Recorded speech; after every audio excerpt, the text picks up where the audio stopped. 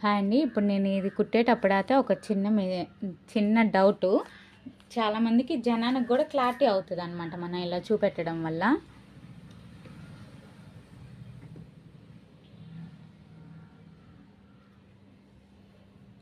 ఇది చూడండి, ఆది బ్లౌజ్కి ఈ బ్లౌజ్కి మనం మార్కింగ్ ఎలా చేస్తాము. సంఖ నుంచి ఈ సంఖకి ఒక మార్క్ వేస్తాము.